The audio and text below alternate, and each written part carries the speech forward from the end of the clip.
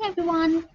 Welcome back to my live writing test series where I write a brand new essay in response to this week's latest IELTS test question. Alright, let's go! In many countries, as people are earning more these days, they are also spending money buying more and more things. Do you think this is a positive or a negative development? So these types of questions, of course, this is quite a bit of a change since I think last time we had a discussion essay and the time before that probably as well. Of course, as you know, discussion essays tend to be pretty popular, but this one isn't a discussion essay. Now, you might think that it looks like one in some way, but it really isn't. Nor is it an advantage-disadvantage essay, which a lot of people think when they see, the terms positive or negative. This is actually an opinion essay, so if you do see a question like this, if they ask you, do you think this is a positive or negative development, keep in mind that this is very much an opinion essay, and you have to kind of, if you're aware of, a good format for writing the opinion essay, let's say, for example, if a teacher has taught you one, then you should be following that format. If you write this kind of essay as an advantage-disadvantage essay or as a discussion essay, it would be disastrous because opinion essays are one-sided and you are expected to talk about just one thing only, to pick a choice, to make that choice, and to stick to it. Alright, so let's go. I think I'm going to start with writing my introduction because, like I said last time, one of my viewers pointed out that, you always start with your main idea sentence. And I figured, I didn't even realize I was doing that. So it's, of course, most likely a good idea to start with your introduction. Not that you absolutely need to. I mean, you can start any way you'd like. There's no, right way of doing it. I mean, whatever works for you, basically. So I think the only reason why I like to have my main ideas down is so that I have a good, mental image of what I'm going to write. I enjoy planning. Well, I enjoy writing essays generally, but yeah, it's, I think, a good way. But anyway, I'm going to start with my introduction. So what do they say here? Now, do I think this is good or do I think it's bad? Honestly, I could go either way. I generally think that, it, of course, is I guess my having studied economics plays a big factor here, but it's good for the economy if people buy more things. Consumerism is, it's kind of what, the global economy survives off. So, if people started being minimalists and, like they were anti-consumerism, which I actually like the movement, by the way, but that's not a thing. So if people stop buying more and more goods, I think we'd actually suffer, like as a society, of course, not as an individual person. It's often the case that what's good for the person is not so good for society. Imagine tomorrow if, an entire city or an entire country's worth of people decide to stop eating processed food. What would all the fast food companies, the chip companies, the cola companies do? It would be awful. They would shut down. Their shareholders would lose money. The jobs would disappear. I mean, it's, a very complicated cycle. It's just that I have knowledge about this. Of course, you may not, and that's perfectly fine. I'm just, sharing my ideas. So I'm going to go ahead with saying that this is a good thing, even though I don't actually personally think that. My real opinion is a divided one. And I'm not saying that you can't, offer a balanced viewpoint, but in all likelihood, if you're watching this video, you probably are around a band 6.5 or 6, maybe even a 5.5. And that kind of a thing, to carefully balance and offer a nuanced perspective, is something that wouldn't be your cup of tea, honestly. I'm being completely honest here. That would be something that I could recommend to someone who has, let's say, who's getting a band 8 in grammar or an 8.5 even. Then they could take that kind of risk. And I could do that sort of thing, but that's not what I want you to do, so I won't be doing that. But I'm just going to stick with something that I feel I can easily defend. Do that every single time when you write an opinion essay. Please, please, please don't write something you don't choose an option that's, complicated or that you can't defend well. A lot of the times people go with their actual opinion and then they realize that, oh no, I can't defend this very well, so that would be a big problem. You don't want to do that.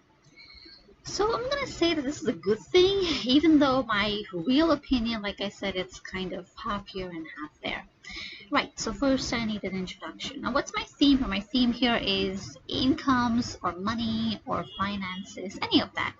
Knowing your theme or topic is important. I, of course, tell you what the theme or topic is. You'll find it in the title of this video, but you should develop the skills to figure that out yourself. Otherwise, you wouldn't be able to write a meaningful background statement. So, what am I going to say? I'm going to say something maybe about globalization, maybe about how we as, human society has had this really long period of peace. I mean, ever since 1945, which is a good 55 plus 20, it's about 76 years ago, the end of World War II. I think we as a global society, of course, there have been, wars and skirmishes and things like that in some parts of the world. Not to negate that, but broadly speaking, we as, universe have been pretty peaceful. There hasn't been a World War III, so it's been pretty good, and that's been really good for production, for finance, for the economy, for the global economy. They are saying in many countries, so, what I'm saying about peace does apply to most countries. Yes, there are some, but those are outliers, and your essays are always going to be about the majority, which may not always be fair, but it is what it is. Or they might specify in some countries, in some places, or some people. Of course, in that case, you would, of course, have to, think about what the most appropriate thing would be. But since they're specifying in many countries, I can say that, we have, and I'm going to write that down, less talking, more doing, I guess. But I love explaining, so if there's anything you don't understand, like why did I write this thing, or why did I use this word, you can just, type in the comment section. I always get a notification if someone does that, so it's easy for me to keep track. Okay, so as I was saying, something about war. Humanity has... Why is it bold? Okay. A rather large period of peace ever since the end of... Sounds so grim. Anyway, humanity has enjoyed a rather large, in fact, the longest period of peace probably. We're very lucky to live in, 2021, despite the pandemic and everything. Humanity has enjoyed a rather large period of peace and progress, I could say, ever since the end of World War II, which in turn has enabled...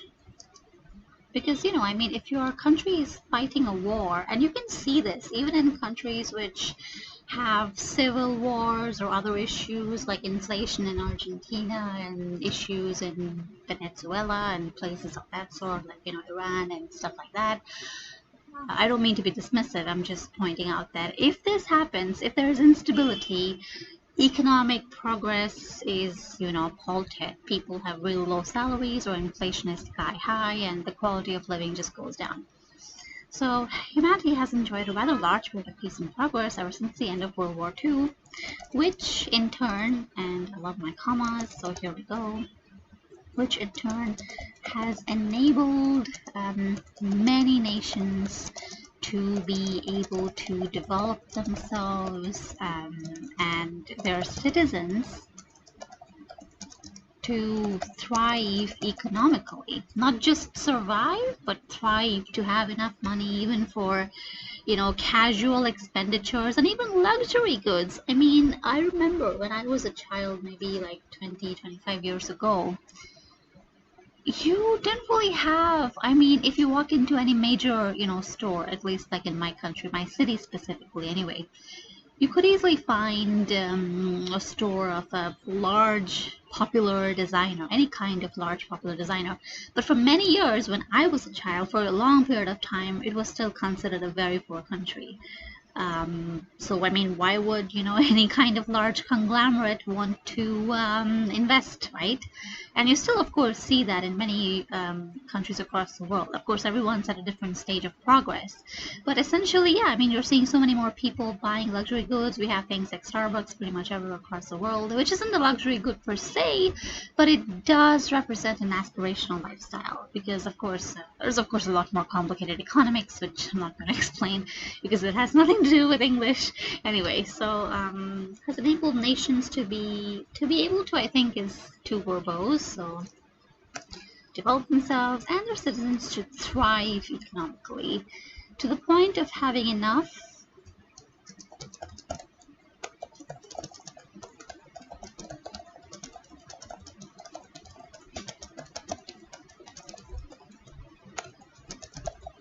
I don't think luxury, I mean, what we call it is conspicuous spending, or, well, I don't know. This essay isn't about luxury, it's just buying more and more. It's, you know, it's against like basic spending, like your home and rent and food and groceries and stuff like that. So to the point of having enough money for aspirational, perhaps, like, I don't know why, no, that's fine. I don't know if that's a line.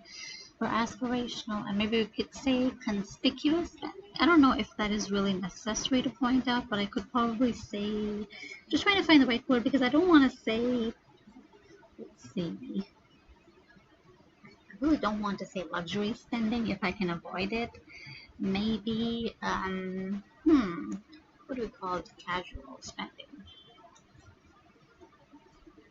I mean, you don't really care about, like, oh, you just, for example, let's say that Amazon launches a new Alexa device or something, and you just think, yeah, I'm going to buy that.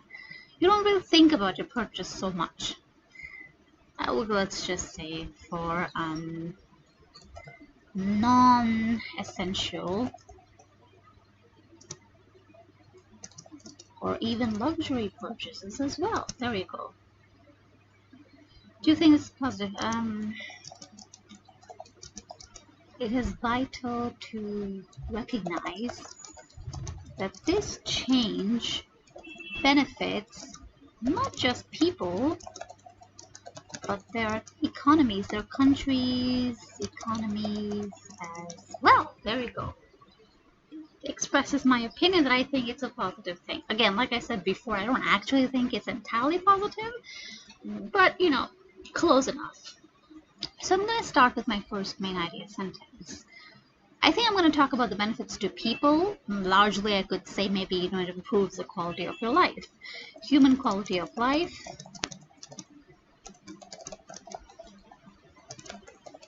Improved through the ability to buy what one wants rather than what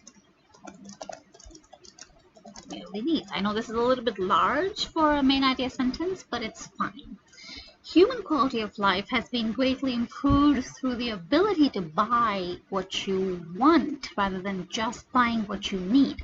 Because if you're buying what you need, you're operating on survival mode. I need food, I need clothing, I need shelter. Oh no, I can't afford like a gigabyte more of internet. Oh no, I can't really afford to get my, you know, like my walls painted again, or whatever it is. Like, oh, my cup broke, I'm just gonna make do with an old one. When you're just buying what you need, it's survival mode, not really thriving. You're alive, yes, you're not dying, sure. But enjoyment of life truly begins when perhaps one does not need to worry so much about the money one spends. And perhaps you can buy the things that really bring you joy. Maybe you really want to buy a new outfit, a new pair of shoes, a new phone, a new computer, whatever it is. Maybe you want to travel somewhere. But the world is largely materialistic, and you need money for pretty much everything you want to do. I mean, even if you want to learn a new language, anything, absolutely, you name it, and there's a monetary value attached to it. So when you can do the things you truly want to, instead of doing what you need just to stay alive, of course the quality of your life will improve. So I'm going to explain this. Now I'm going to have to like really think about ideas 1, 2, and 3, because I don't want to just start writing without a plan. So one I could say is that I'm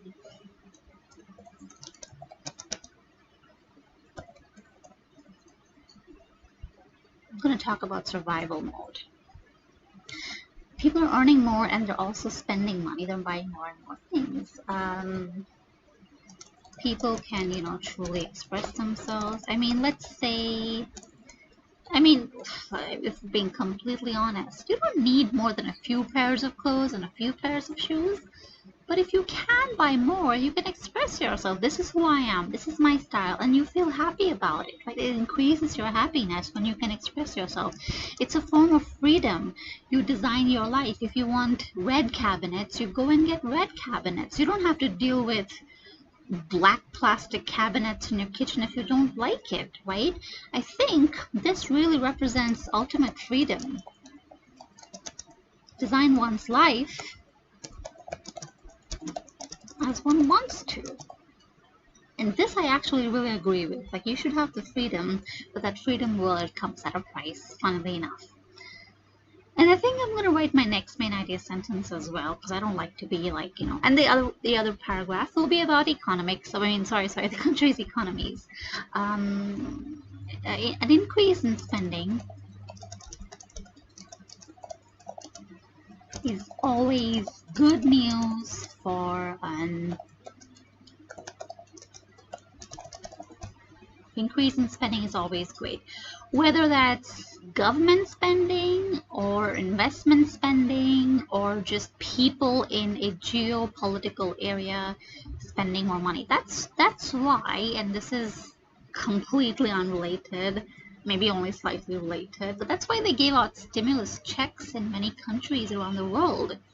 Not because, hey, here's some money, save it. In fact, you're not, I mean, no one's going to stop you, but essentially the governments wanted people to spend money to prop up the economy instead of just hoarding goods and saving money, which, I mean, see, as a human, you would want to do that.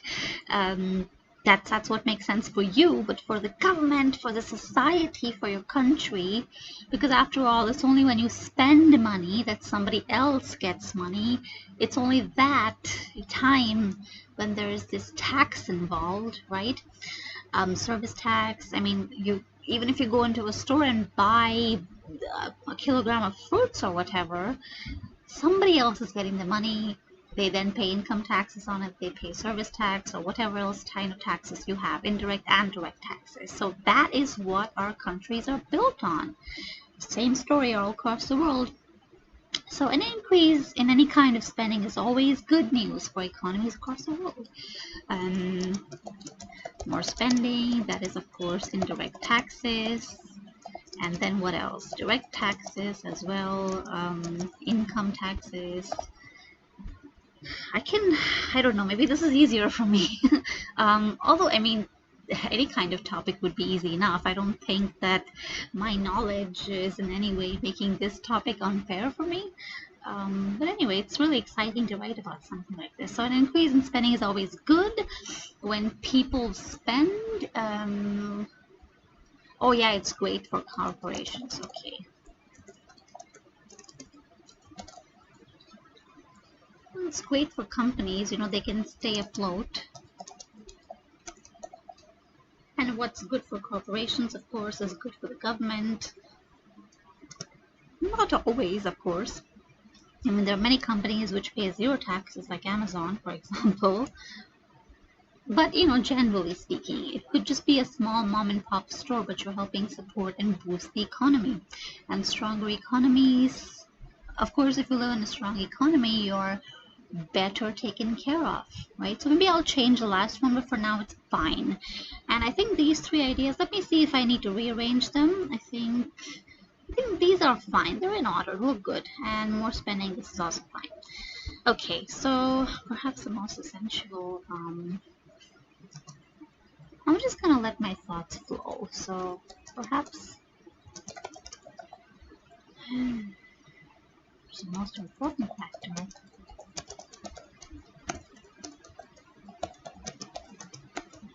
is that living merely in survival mode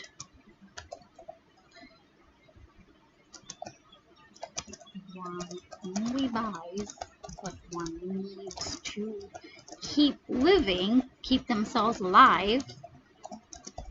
You see me using one and oneself and all that. This is perfectly good. It's a little bit old-fashioned. I think people nowadays probably don't use it, but it's definitely proper.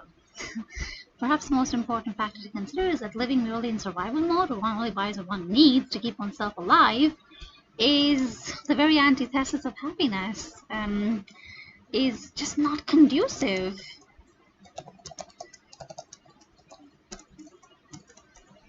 Conducive to human happiness. You have to consistently deny yourself things. You want a new phone, but no, I can't afford it, I can't buy it. And that itself upsets you, but then also the fact that you have to deal with maybe your phone has issues or whatever and you can't replace it. You're dealing with that stress, or it adds to stress, right? As one consistently must deny oneself.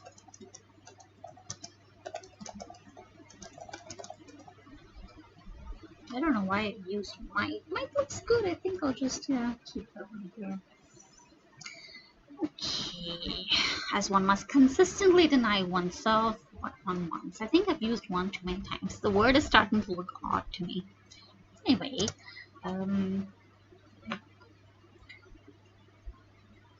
oops, why have I written this here? That doesn't make any sense. This is why you must read your work. Okay, people can truly express themselves in their ultimate freedom. Okay, how do I explain this? Additionally, the ability to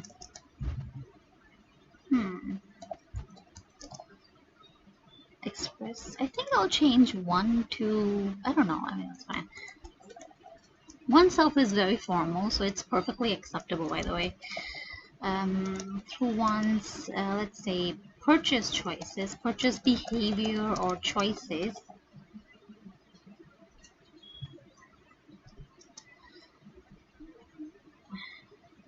I think you have greater control over your life, possibly. Again, these ideas might sometimes seem a little bit out there. This is just what I think. You might have other ideas and they would be equally good, right? So just, you don't necessarily have to write the same things I do. This is just, one way of doing things. Okay, looks good, but I'm a little bit confused. Like, what do I do here? Should I change this to something else? I mean, I've already talked about freedom and freedom over here, as you can see. So maybe, I don't know. Is it good for people that you can buy everything you want? Yeah, you get to really kind of, satiate your desires. I mean, we only have one life, are you gonna... I mean, it sounds a little bit stupid to say, oh, you're gonna die without, giving in to your desires. I'm going to express myself. Yeah, I think I'm going to talk about fulfilling desires.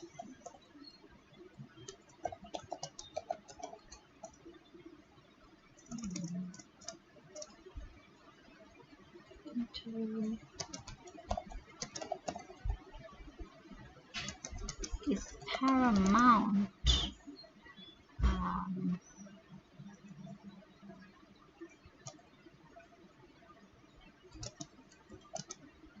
Since almost everything in the modern world comes at a price, whether it is scuba diving or learning a new language. I'm not saying you can't, but like you still need to, at the very, very basic level, you need to buy a book to learn a new language, even if it's just an empty notebook. Everything comes at a price. So since almost everything in the modern world comes at a price, whether it is scuba diving or learning a new language, which makes it necessary to, have the ability to spend money to obtain new objects and experiences that enrich one's existence. And the last thing, ultimate freedom.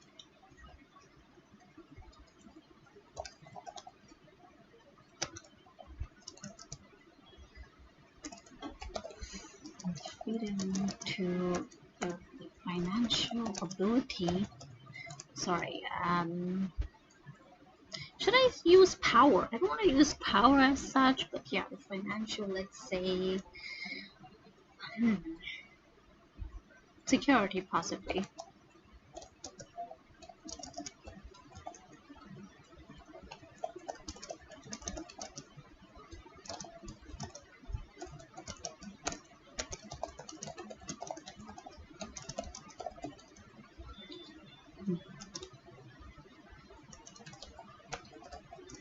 I'm talking about financial security here, which is kind of not exactly what I should be doing.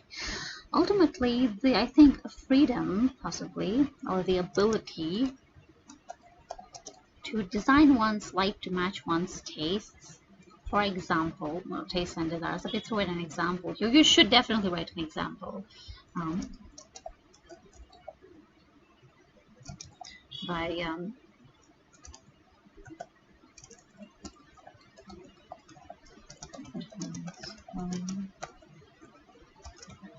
according to one's design, I don't know, preferences. I mean, you don't have to live with, like I said, you know, if you don't like something, it causes you misery and annoyance, and at the same time, it's not crucial to your very survival. You might, you know, go without it. But if you have the ability, then why not?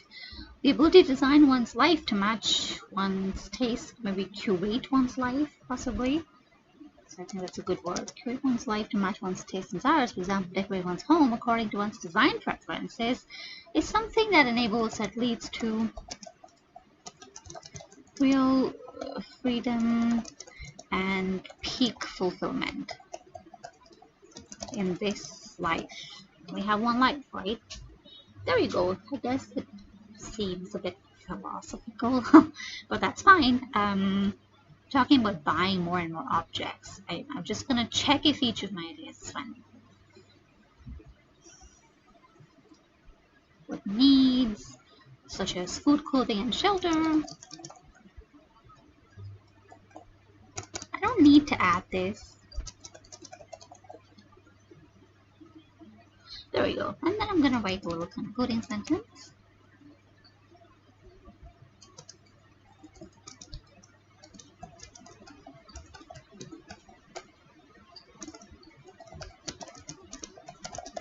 Improve their quality of life, their standard of living. Cool.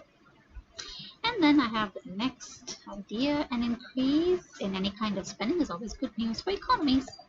So I'm going to put that here. Okay.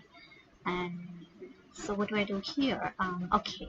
More spending. Okay. Most importantly,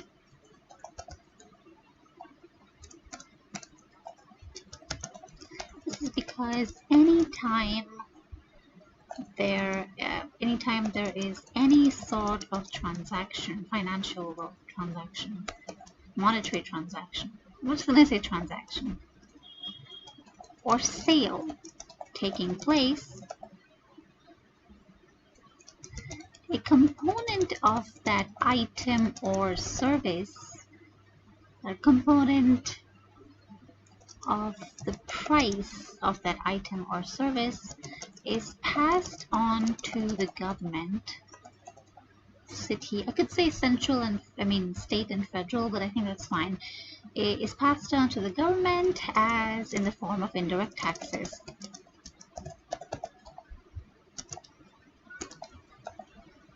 Which enable basically it's great for the, even that one is great for the country's economy. Indirect taxes, I would say, which enable the fulfillment of many infrastructural and developmental projects. Perhaps I could say that, I could maybe club these two together since I am talking about taxes. There's no real need to separate them into direct and indirect. I don't know, let's see. Maybe I will just, because I am talking about, this main idea sentence is about economies across the world. How does that benefit the economy? How do you, what are the components of a healthy economy? One is, well, increasing incomes. I think that could also be another thing. With more products being bought, there's greater demand, which means there's more jobs. So I can put taxes over here. Job creation. Increased demand. Increased production. And obviously to make more goods, you need more people. Yeah. Anytime there's any sort of transaction or sale taking place, a component of the price item, so it's less. And in addition to these, the increase in people's incomes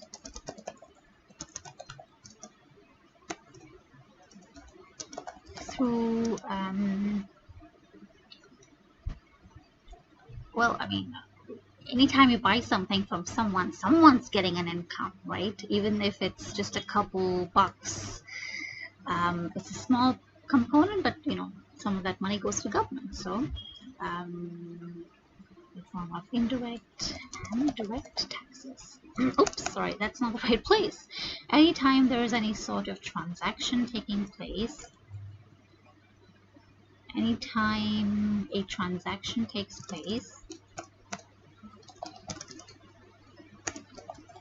a component of the price of that item or service passed on government form of taxes. In addition to these, the increase in people's incomes through trade also facilitates the collection of income taxes, which enable the fulfillment of many infrastructural and developmental projects. This is a bit huge. It was supposed to be this big. This is because all transactions, or you could say all transactions involve the price of any good or service, something like that. Maybe I could probably modify that, but anyway, I won't do it right now. This looks good. Then my next idea is increased demand. Okay. Not only does increased buying result in increased tax collection, but it also helps stimulates demand, which in turn, gotta write my commas, which in turn stimulates production, for which it becomes necessary to hire more people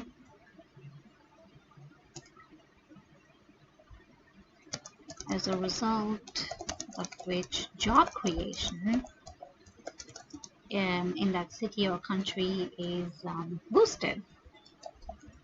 There you go. And the last thing is about greater corporations.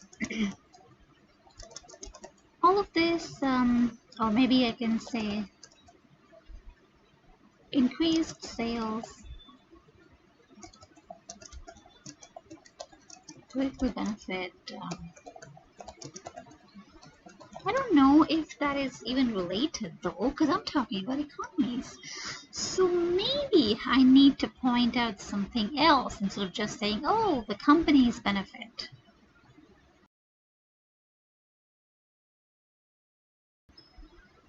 I'm not sure. I don't think that last idea is a very good one. I think I'm going to have to change it because, you know, it's definitely not related to my main idea sentence. So you saw how I generated some ideas very quickly off the top of my head, and I ended up changing them, which is normal. I mean, it kind of does happen. Let me think. I've got taxes, I've got job creation. How else do you measure a healthy economy? If you are watching, you might like to comment in the chat box. How do you measure a healthy economy? Take an example of a healthy economy. Let's say, for example, the UK or something, or Denmark or something. Why would you consider the economy is healthy?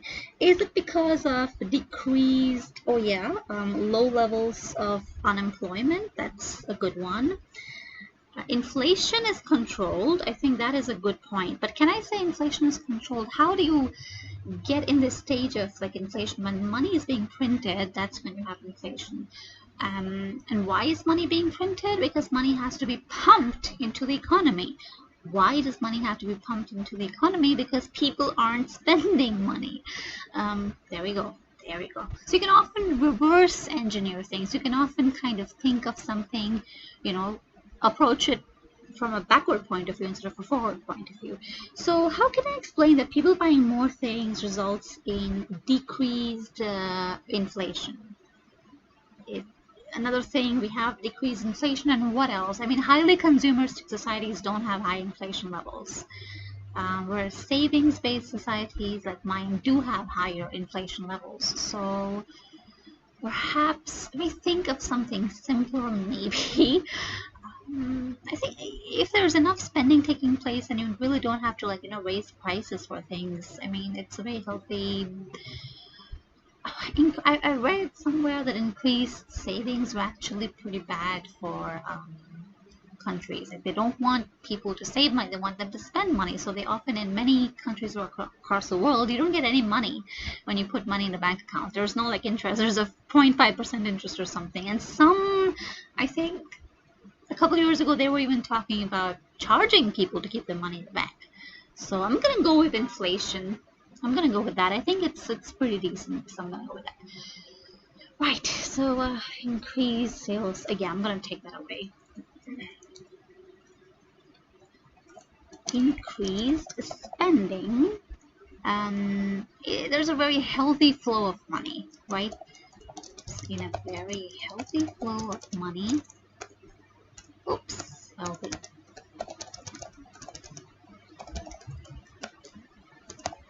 Well, let's just say country. Increased spending results in a very healthy flow of money in the country, due to which less government intervention. For example, that is, I specifically mean printing money. What do you call them? Open market operations. So the government sells. I'm not sure what they sell. Actually, I forgot. It's been a long time since I graduated. Okay, let me just say printing money. So due to which less government intervention is required to keep the economy afloat, which in turn keeps inflation under control, which benefits everyone. Due to which everyone stands to benefit from that.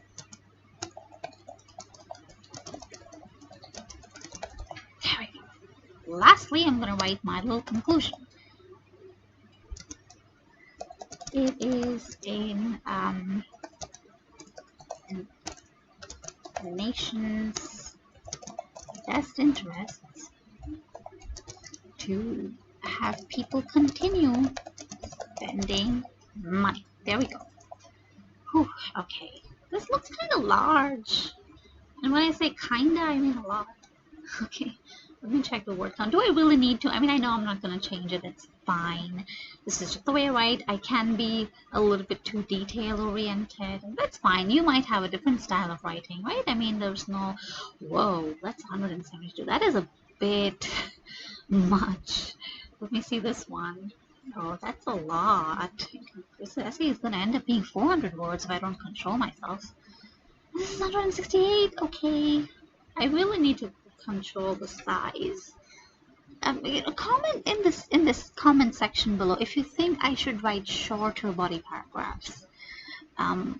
Just, if you think that I should, then I will. If you don't think so, then I'm not going to change it. Anyway, so yeah, that's it. My body paragraphs are done. See, normally, I know this is huge because normally I don't really need to, I don't need a whole page, just to, normally I'm able to finish my entire essay in just one page, but here I barely have any space left. I think I am gonna, chop a couple things here and increase money medicine, or maybe we can say increased spending is always good news for economies across the world. It's because anytime a transaction takes place, a component of the price of that good, a component of the price is passed on to the government in the form of indirect taxes. And in addition to these, the increase in people's incomes through trade also facilitates the collection of income taxes, which enable the fulfillment of many infrastructural projects. Just say infrastructural. No expecting result in increased tax collection. Not only does increased buying help tax collection, or we could say fund taxes, but it's also fine, but it also stimulates demand, which in turn stimulates production, which makes it necessary, which makes it, I could say one word, but I don't think it's worth it, to harm more people as a result of which makes, which increases, which, I think I've used which so often, but that's perfectly normal. As a result, or maybe we could say, and as a result of this, that'd be too much. You can say due to which, due to, have I already said in this? Yeah, okay, I'm gonna keep going with due to which. Furthermore, increased spending results in a very healthy flow. I don't necessarily need to say very healthy flow. Yeah, healthy flow, consistent flow. Sorry, it's a more accurate word. Due to which less government intervention, printing money is required to become growth, which eventually keeps inflation under control. Yeah, this is a little bit verbose, but I'm gonna keep it. It's a good display of language, and I like it. Looks fine to me. Okay, let me see if I can chop something here. Ultimately, the ability to curate one's life to match one's tastes and desires.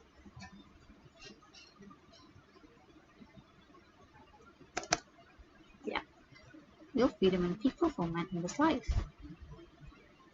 Okay, buys necessities. There we go.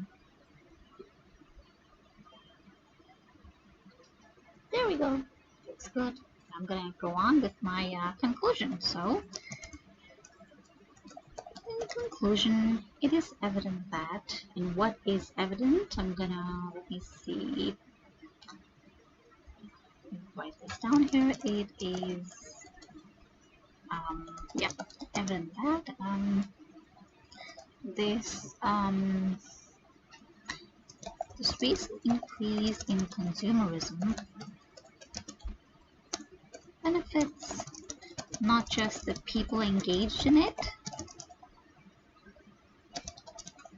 but their countries and other citizens as well. Simple as. And then, if attempts are made to establish a more an anti-consumerist or minimalist culture, it could very well threaten